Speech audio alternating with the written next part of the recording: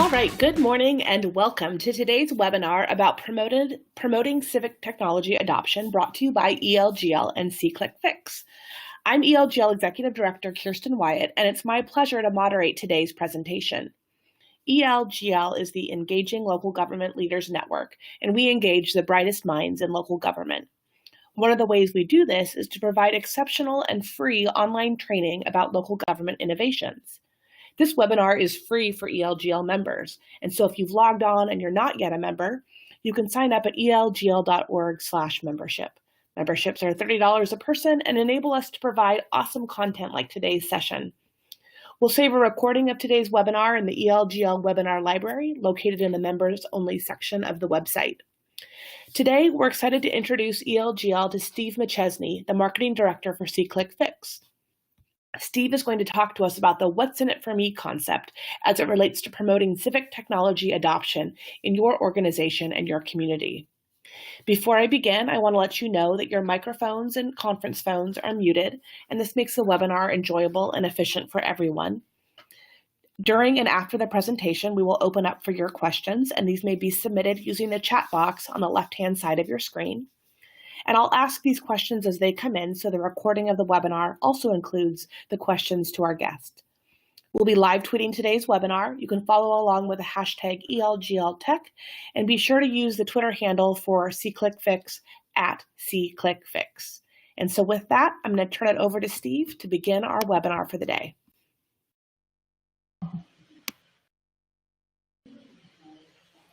Great. Thanks for that introduction, Kirsten. I'm really excited to be sharing with you today what we've learned here at C-Click-Fix about helping to get folks on board, whether it's residents or city employees, on the civic tech wagon. Go ahead and share my presentation now.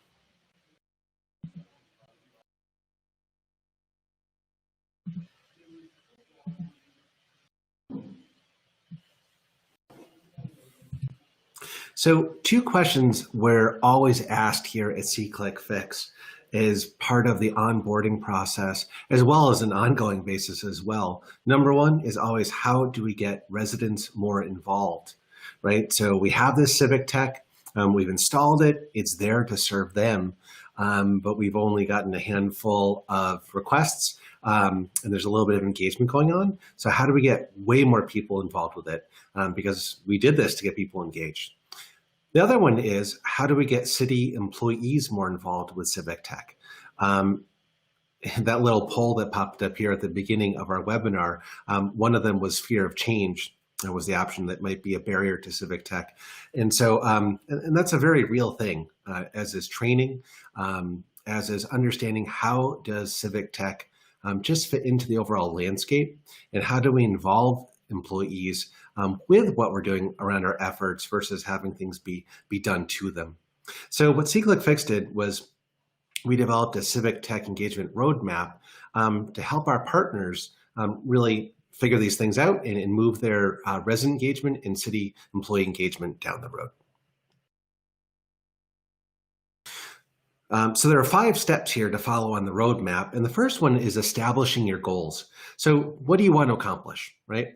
And as specific as you can be, the better off you are around that, so you know when you've won. Step 2 is developing profiles. So who do you need to connect with? Prior to coming to C-Click-Fix, I've worked at a brand strategy firm as part of my career. And what we found was, if we ever tried to create generic messaging that wasn't really specific to anybody, it often fell flat and didn't really get the engagement that we wanted to have happen. It was only when we got specific and went after specific audiences about really what they cared about, were we successful. So we're talking about developing profiles and trying to get into the heads of the people whose behavior we're trying to change. Step 3 is a really important one, which is assessing past efforts. So really understanding what worked in the past and what didn't. Oftentimes we see that a city is trying to do a promotion around getting people engaged, and they'll say, we're going to do it via Facebook, and they might hear from their coworkers, oh, we tried that once before, it didn't work. And don't stop there, dig in to try to see what they did do, to see how you can be more successful. Step 4 is developing the message and really digging in to understanding what's in it for me. We joke around here that that's our favorite radio station, WIIFM. And so developing that message that's really going to resonate with people to say, oh, they get me. Yes, that's absolutely a challenge I have. I'm going to take the action they want me to take is important. And step 5 is selecting the tactics and channels. So really understanding where is your audience. So for example, if you're trying to appeal to teens, Instagram would be a great place to be able to advertise what you're doing. If you're trying to reach out to a more mature demographic, homeowners and things like that, Nextdoor might be a good option for it. So really understanding about who are the profiles, who's your audience, and where are they is really key here. So you're not kind of wasting efforts as you go along. So one thing here to start with is, what does engagement mean? We throw around civic engagement a lot. And the way at SeeClickFix we think about it is that engagement is really code for caring. So now myself, whenever we talk about engagement, I substitute that. So if we're trying to engage employees, we're trying to get them to care about the residents and about the city that they're serving. If we're talking about citizens, we're trying to get them to care about their neighborhoods and their communities and the employees in local government that are serving them too. So with that said, what does success look like? Well, we end up with caring citizens and engaged city employees that are both optimistic members of a trusting community, right? And that they're willing to support the next big public project. And that works on both sides of the fence here. So are citizens optimistic and trusting, so they're willing to vote for the next big bond initiative because they believe the city's responsible using their funds and that they're responsive? And are the employees willing to back something because they understand how it fits into a larger scheme? And then both parties are willing to engage over important issues, right? Have a conversation, be willing to take opposite sides, but still be willing to work together optimistically and in a trusting fashion. So here are just some tweets that I pulled up that are kind of representative of, in SeeClickFix's world, about what does this engagement look like. So here in Making Bib, we have this tweet that crews have begun the extra yard waste collection. So on Wednesday and Thursday last week, 12.85 tons of extra refuse were picked up from 70 streets, meaning 56 at SeeClickFix requests could be closed. What I love about this tweet is it shows what the civic engagement from the citizen side actually resulted in, right? 12.85 tons of waste. And it also shows how hard the city is working on behalf of the citizens to keep the place a quality place to live, right? So I really love how they did that. Making Bib also does a great job of citizen sourcing issues before large rain events, storms, things like that. So did you know Making Bib has a way to report drainage issues, clogged ditches, storm drains, etc. If you see them, report them directly to Public Works or with a free mobile app. And what's great about this is the city can't be everywhere at once, especially during a rain event. So citizens are going to see things that need to be taken care of. And in a rainy area like Making Bib, flooding is a real challenge. And then to carry this forward, we love to see when citizens give an attaboy. So, thanks for fixing this, illegal dumping debris, appliances, etc. Right? So that's really a virtuous feedback loop when the city acknowledges an issue and takes care of it, and then when the citizen actually says, thank you for doing that. Right? And that's what we're aiming for here. So the space that we're in here about 311 specifically, what does it allow for, right? So with civic tech, citizens and local governments have the power to mobilize public services, right? So just like 911 was to the police, right? So prior to 911 systems, it was hard to rally a police force to come to your aid to do things. And this made it standardized and much more easy. Same thing with 311. Solutions, right? For the first time ever, you're able to help rally a city to satisfy these quality of life issues that you were seeing in your own neighborhood. I see a whole bunch of code enforcement issues, including the need for a belt here. So step 1 on the roadmap that we were talking about was establishing goals. And it's really important to know what you want to accomplish. And it's always interesting to me to see how many initiatives, public, private, doesn't matter where you are started and funded without having really clear goals. And I'm sure you all have heard of SMART goals before when you're trying to come up with your own individual goals every year for where you work. And the S in SMART is specific. So what do you want to accomplish? Be as specific as possible. Have it be measurable. So how will you know when you've accomplished your goal? What's the end line look like? Attainable. How can the goal be accomplished? Relevant. Is the goal worth working hard to attain? And timely. By when will the goal be attained? And if you go into all these things and collaborate with those around you to assemble these SMART goals, you have a really great chance of succeeding and knowing where you have to put in more effort. If you skip these steps, for example, like measurable, you can have made an impact, but it's hard to talk to anybody about it because you didn't set the goalposts up to begin with. These are also really good to do in collaboration with others versus saying, this is our SMART goal, this is what we're doing.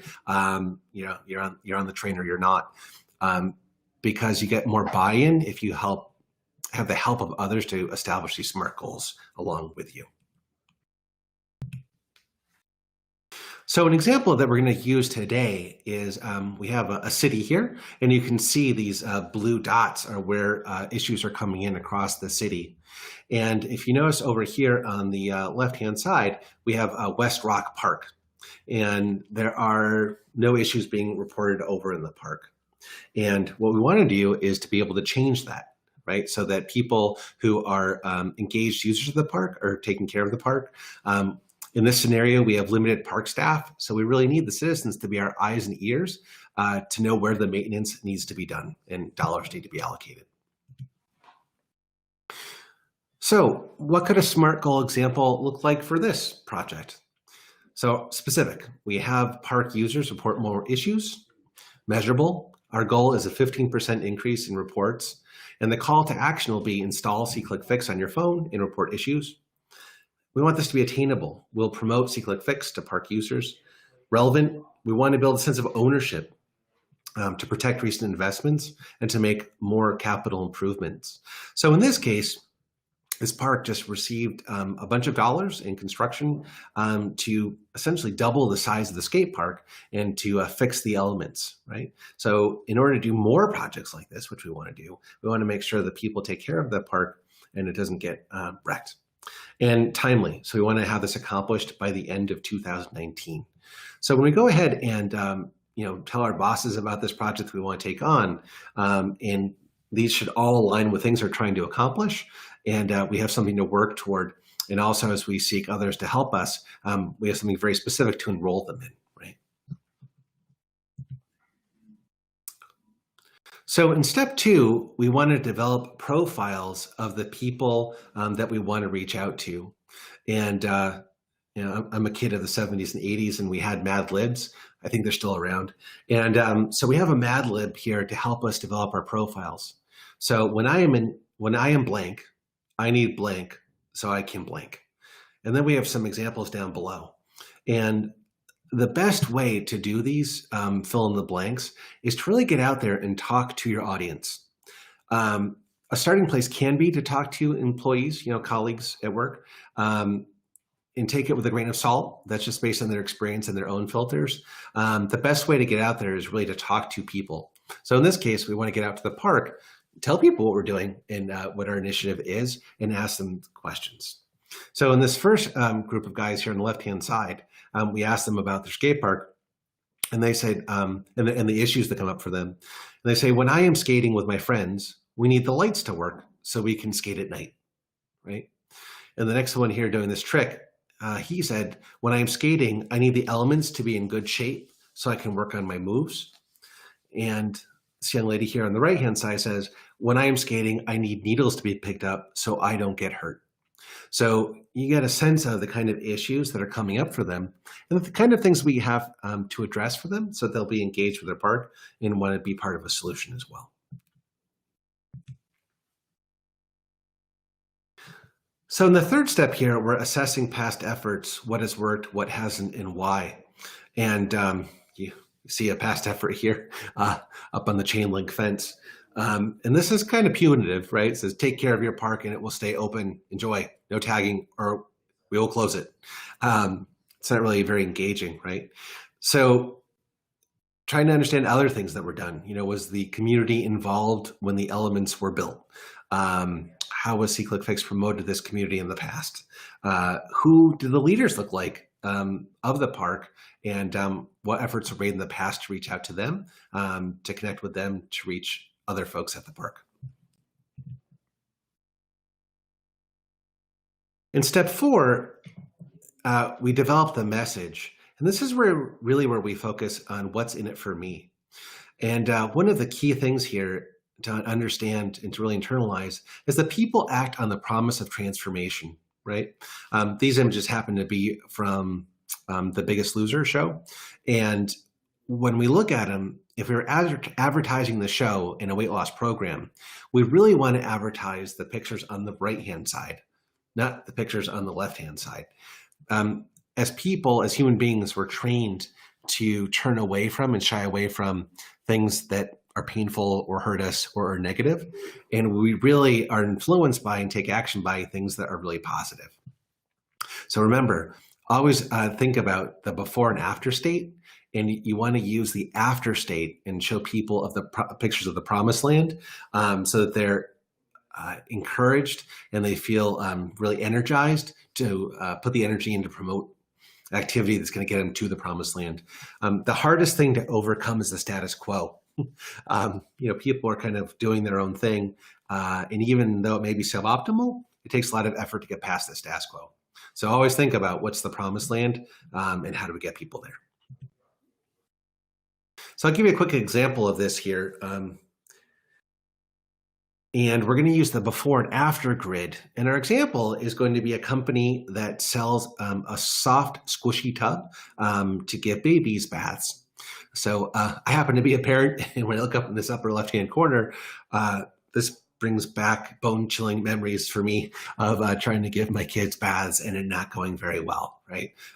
Looking at that little baby in the left-hand corner, it was like, ooh. And looking at the picture down in the lower left-hand corner, with that eyes gazing up at mom, and it's going so well, and everyone's enjoying themselves. So for this bathtub company, before, we have a cold, hard tub, right? We feel scared and frustrated. On an average day, bath time is just terrible. No one's looking forward to it. And the status as a parent is you just feel unappreciated. You're trying to take care of your kid, and it turns into a pretty negative experience. So after, what do we have? A nice warm squishy tub. We feel confident and in control because this baby's being cradled and they're not going anywhere. And bath time's a breeze, and we feel like a super mom or super dad or super caregiver, right? So if we were promoting this product, we would really promote it to the after story. Another great example I like that I've heard before is for a lawn mowing service, right? You could go ahead and show pictures of someone mowing a lawn and it looking good and things like that. Or you could talk about getting your Saturdays back, which is really what everybody wants. So remember, always think about the after state. So let's go ahead and look at what would look like for a skate park, right? And we're going to use the same grid that we had before to go ahead and look at what's the before and after state. And I've done the hard work here and the hard lifting and filled it in for us as an example. So I'm not a skater, and I wouldn't even really know where to begin with understanding what appeals to a skater. So went out and interviewed someone at the skate park, and when we talked to them, we said, what does your before state look like? What do you have? And they said, well, we have this rundown skate park. And how does that make you feel? And they said, well, we're not old enough to vote yet, and no one really cares about us, and we just kind of feel neglected. Their average day, they have nowhere to go to hang out with friends because the elements are kind of unsafe, and their status is they're bored and powerless, and they want to be doing something, but they don't really know what to do. So after the improvements to the park, now that they have a fun, safe, cool skate park, They feel appreciated because the city actually did something for them and actually included them in the process. Now their average day is they have a fun, safe place where they can be ourselves. And their status is they have a sense of ownership. They feel like it's their park too, right? So over on the right-hand side, I mocked up what a poster could look like that might hang at the skate park, encouraging people to participate and to go ahead and submit issues if they see problems with the park. So the headline here is "Let's take care of your park," right? And the idea here is getting it up front. This is your park too. If there's something wrong, let the city of New Haven know and we'll fix it. So it's showing that there's this kind of relationship here, this collaboration of maintaining the park, and the city wants to do it. They want to take care of this space. And then there's a call to action down here below. Text fix it to this phone number and install the free app. And the photograph over on the right-hand side is actually of someone who uses the park on a regular basis and is someone the other skaters look up to. Now, the other thing to note here is it's not just kind of a generic see, click, fix poster that says, basically see something, say something, right? It's very, very targeted to this audience. So now if we look at the other side of it, how do we connect with city employees, right? So we're going to use this kind of the same before and after grid and looking through what do they have today, how do they feel, what their average day is, and what their status is, and see if we can appeal to them as well. So what do they have before, right? They have demanding residents that can't solve their own problems. The city employees feel unsupported. Right? They're doing their job, but no one really seems to care about it. Their average day is thankless, and their status is things are really done to me, and I'm a servant, right? Nobody asked me if I wanted the Civic tech. They just told me I have to use it now. So what could their after state look like? Well, they'll have afterwards, they'll be collaborators working on the city together with the residents. After, they're going to feel supported and recognized for their work. So their average day goes from being a thankless doer of jobs to feeling like they're making a difference in their city. And the status goes from things are done to me and I'm a servant to I'm a community partner and a collaborator. And even when I say those words, I say it a little bit taller. And you have to imagine that a city employee would too. So here on this poster on the right-hand side that might be hung up in city offices, we have this volunteer, Tom, who's stickering along Westerly Avenue. And in the city of New Haven, they had over 100,000 recycling totes that need stickers placed inside of them. And the city simply didn't have the resources to do it. So they put a call out on See Click Fix asking for volunteers. And 30 citizen volunteers said, yeah, we'll do that. And so they went out with DPW and put them out there. And so it's promoting that, right? 100,000 recycling stickers placed by 30 citizen volunteers. What else can we do together, right? And then See Click Fix down there. But it's this idea of, it's not just the city's job to do stuff, that there are engaged residents out there that want to help and do care and care about the work that they do.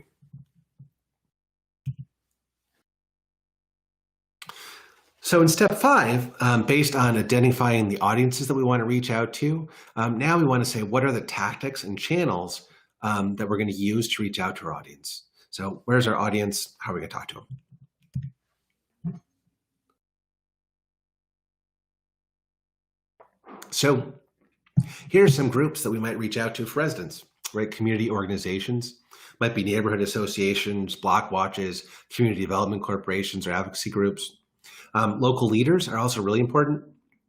Church leaders, youth program managers, city council members. Then the broadcast media, they're always looking for human interest stories around these kind of collaborations, local TV, radio, newspapers. Maybe social media, right? Locally based Twitter accounts, specific hashtags, Facebook, Snapchat, or platforms like Nextdoor. And then physical spaces. Perform live demos and post notices at barbershops, cafes, libraries, churches, schools, front porches. So the idea here with physical spaces is, with our example of the skateboarders, we can actually go down there with our phones and show the skateboarders how the app works, report some issues with them, get them to install the app right while we're with them and create accounts, and have them report their first issues. Nothing really beats that live in-person interaction. It sure takes more effort, but the results far outweigh any kind of passive methods. So for city employees, what might we do, right? We could show employees and departments how customizable and flexible C-Click-Fix is to meet each team's needs, that it's not a one-size-fits-all template solution. So kind of really digging in, understanding what are the processes, and be curious, ask, well, what do you all do now? What works well? What could be better? And then co-develop a workflow in C-Click-Fix or any Civic app that's going to go ahead and mirror the work processes and really satisfy a problem for them. Educate about potential uses for the data. So all this data is coming off these Civic Tech apps. How can you use that to show the work you're doing, show how responsive you are, and to make budget asks based in data? Discuss the benefits of centralized customer service, right? So with a Civic Tech solution, for example, each department doesn't need to have its own customer service. Now can be centralized, and the citizens can have a uniform customer service experience regardless of who they're engaging with in City Hall, right? And with all these solutions, you want to train, test, collect feedback, revise, and repeat, right? Also, on-demand training solutions are really important so that if someone needs a refresher or they've been onboarded as a new employee just after the first round of training happens, we need a way to get them up to speed, right? As a city, offer office hours and or ongoing training, again, for people who are coming on board later on. And then have great inter-city collaboration with SOPs, standard operating procedures. In a city we work with out in Washington State, they have a real challenge around homelessness. And what they ended up doing, before C-Click-Fix, the issues would kind of bounce around City Hall because they weren't really clear about whose responsibility was to deal with it. And then they collaborated together from the policeman department all the way down through Public Works and created a standard operating procedure to say, okay, the issue comes in with legal camping and C-Click-Fix, and then goes to this department and this department and this department all the way through to resolution. So they had a way to workflow it and workshop it. And then you want to cultivate champions that will spread the word. Oftentimes these champions aren't the folks that have the title. They're just people that are kind of natural born leaders, and you need to look out for them, because if you can get them on board and engaged, they'll help you spread the word in a really organic fashion.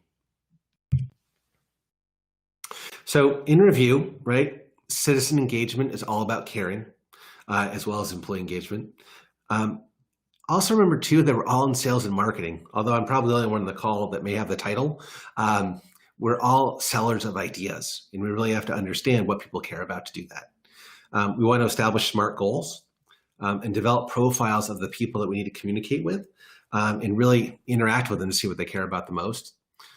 Assess past efforts, what's come before me, what worked, what didn't, and why. And then remembering that people always act on transformation, right? So if we're doing physical therapy, don't in our commercial show a picture of someone in pain and agony with a bad knee. Show them running down that empty road with their arms raised because they just got their personal best record, right? Develop the message grounded in what they care about most in that before and after state. And then select the tactics and channels where you want to get the message out. And here's more information about me. I'm an ELGL member as well, and I love talking about this stuff. So if you ever have any questions about how to promote civic engagement in your city with employees and residents, I would love to talk to you. Thank you so much, Steve, for sharing your expertise with us. And just a reminder, if you have a question, please use the chat box to share it, and I'll get us started. What has been your experience in local organizations on who has spearheaded some of these communications and marketing efforts, given that many local governments do not have like a director of marketing, for example? Mm-hmm. In these organizations that you've worked with, who has been a champion to do this work? And who would you recommend in organizations to make that happen? Yeah, that's a really good question, Kirsten, and it varies all over the place. So in large cities that have communication departments, that's a natural place for it to sit. And so whoever our champion intern in the in the city that has brought C-click fix in. It might be public works, it might be code enforcement. They'll work with the communications department to do things. And some of the cities have amazing production quality, and their efforts are really top notch, right? In smaller to mid-sized cities that maybe don't have those resources, what we see is that whoever brought it to bear is kind of responsible for doing it. We've seen cities where the IT department ended up running with C-click fix because they believed in the power of technology and what it could do. So on their own, in this case, working with their C-click fix partnership manager, they came up with strategies and things to try to bring it out into the world. And one of the things that's very important with any kind of civic tech initiative, any initiative really at all, is it has to have an owner, and in order to be sustainable. And that's kind of an ongoing challenge. We have seen cities where the folks that have inherited it are really, really interested in doing good work with C-click fix as a platform, a civic engagement platform. And it got handed down to them, and they don't really know how it got into the city, what it's doing there, what its role is anymore. So they're kind of starting from scratch. And when those things happen and they reach out to us, we say, well, who owns it now? Who's going to be the champion? And they say, oh, that's a really good question. And they have to go hunt one down.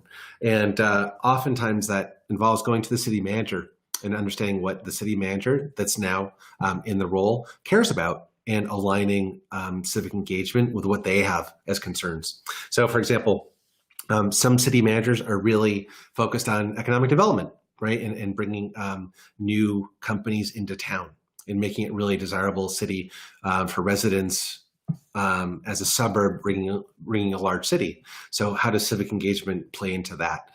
So we'll help folks that have kind of inherited it in IT, let's say, have that discussion with their city manager so that we can align with what the city cares about now. Is that helpful, Kirsten? That's great. And I think along those lines, we have a follow-up question about combating siloed thinking, where let's say you have a scenario where one department implements a solution that works for them, but they don't take the organization as a whole into consideration. And this is a question from one of our attendees. Yeah, that's a really great question. So, and we see it all happen all the time. And no matter where I've worked, there's always been this concept of shadow IT, where one department goes out and gets something that nobody else knows about. And yeah, so it can be an opportunity for other departments, right? And it's a matter of whether or not they're being forced to work with this platform that they had no part in procuring. So I'll give you kind of two scenarios. Let's say a department gets something and it looks interesting, and you have the opportunity to dig into it and say, here are the kinds of challenges that we're trying to solve for. How can we work with your solution that you're already paying for, so we don't go buy another one to get there? And oftentimes the company that's behind the software is very interested in having that conversation because they want it to be sticky and they want it to be used inside the city, as well as the city wants to get the most out of their investment as well, right? But the company that's providing the software is often very interested in helping you use the software in your department that didn't hire you originally, right? So that's one way to come at it. And the other challenge is that often the siloed parts of the city are interdependent. And what we've seen is C-click fix has become more statistically oriented in terms of thinking about data that we provide and how it gets used. And I'll give you a really great example. So I was just out in Los Angeles at a conference, and I was talking to the mayor of Vermont City. And he was saying that because of, they do this great monthly meeting thing around looking at the statistics and the service level agreements of the various departments in the city and how they're meeting them. They saw something where silos were getting in the way, where if you wanted to put a fence up in your city, you actually had to go to 3 different departments in the city, and it didn't really make sense. So because the data was showing that this was inefficient, they ended up collapsing 3 departments that used to be siloed under one manager to serve the city better and the residents better. So the data can be your friend along those lines too. So the silos are tough for sure. And one of the things that the head of code enforcement in the city said about reviewing stats on a monthly basis with all the departments and the mayor is that it was also an opportunity not just to say how their departments are performing, but also to see how their work impacted other departments. And so things like, adoption of software could come up there too, right? Because a department could say, well, we're looking at this solution. Is anyone else interested in it as well? And that way you get to contribute to it. But that silo challenge is a tough one. Well, and coming off of, the collapsing of departments concept, which would surely freak some people who are scared of change out. Let's also talk about another question that came in is this idea that implementation of civic technology means more work or change or collapsing departments or kind of insert the fear here. How do you battle that and how do you address that for your internal organization? Mm-hmm. Yeah, so a really good place to start if you are trying to champion this kind of stuff in your organization is start with jobs that people have to do, right? What pain they have performing those jobs and what gains they want to make in order to be successful and move themselves forward in the organization. And if you're armed with those things, then you can have the conversation with departments about if we adopt this technology or whatever the change is, right? We can alleviate these pains. We can take away these pains with pain relievers, and we can create these gains with gain creators. And we're going to bake that into and take it into consideration with what we're adopting, right? And that goes directly back to what's in it for me, but doing it very, very in the beginning of things. So their voice is genuinely heard and incorporated into the conversation. And then in terms of the idea of who moved my cheese and kind of the fear, that is a real fear that we hear around civic tech is that we're going to open the floodgates in a city to a whole bunch of requests and we're just not prepared for that. And what we're seeing actually in the data, and I'm actually working with the head of product right now to visualize this, is that there are an influx of issues in the very beginning through a platform like SeeClickFix, for example. And then what we see, though, at the same time is the call volume is going way down. So it's just shifting it, right? And it's way more efficient to deal with things electronically in a system, and it's less expensive than directly with a phone call. So what we see is this shift that goes over. And then what we see is that the phone calls that do come into a city through the 301 system, let's say, are longer in length. And they're more involved questions that are being dealt with that you really do need a human being to deal with. So it's a better use of that 311 system. And then what we also see over time is that although the issues are going up over time, it's not like a hockey stick, it's a gradual climb. And what's contributing to it more aren't necessarily the citizen requests, but requests that the city employees themselves are inserting when they're out and about in the city and seeing things that also need to be dealt with.